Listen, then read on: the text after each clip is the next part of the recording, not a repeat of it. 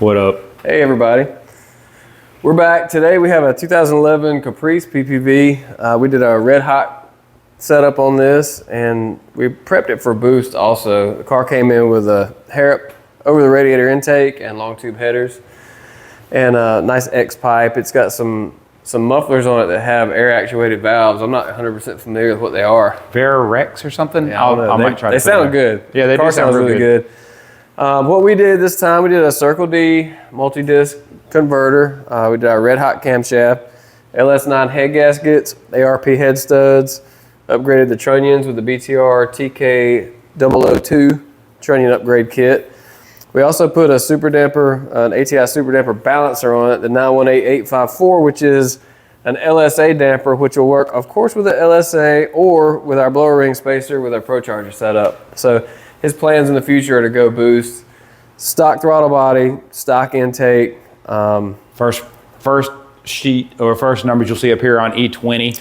Yeah, we got most of the E85 out, but it does seem to take a couple tanks to get it through. Yeah, I don't know why. So we pumped out what we could and then put 93 in it and got the content down to 20, and then it was close to 60 when we put the E85. He also did some remote tuning with us and bought some stuff from us in the past. So yeah. he's been working with us for a few years now. For sure. We appreciate that a lot. And yeah, the car ran awesome. It did exactly what we would have thought. 440 is on the E20, like Chris said, and then E60 was 449. We'll give it 9. Around so both up, for sure. Not quite 2%, but it wasn't quite 93 on, it wasn't. Correct, yeah. Ethanol content was This was still only 40% split from the first hits to the second.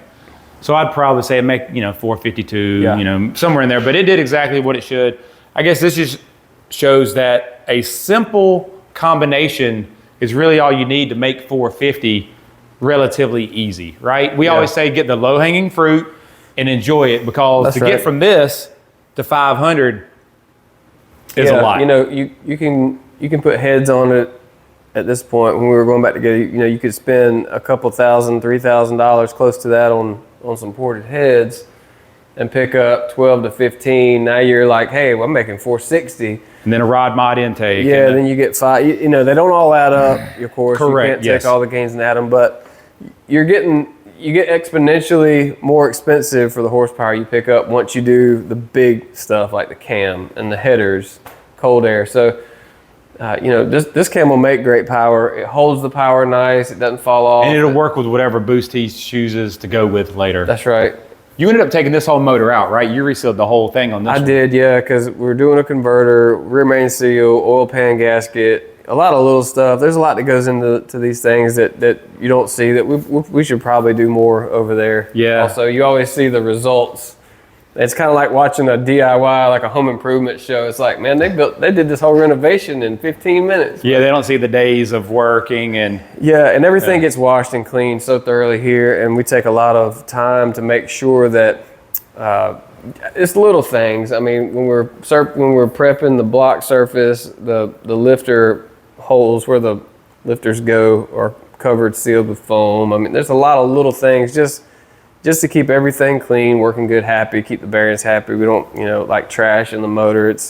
Goes through our wash vat. So, like I said, a lot of little details. We take a lot of pride in everything we do on the building side and, of course, on the tuning side. So, for sure. And, stuff happens.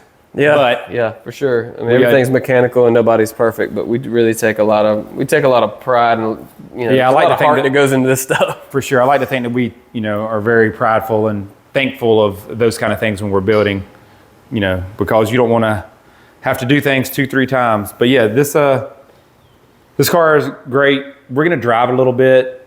I'm going to dial in some shifts. The Camaro operating system on the transmission is what I do normally use when you put a converter, because earlier Caprices, especially before they went to the 14 up operating system and the TCM, they sometimes will have a surge when you lock the converter.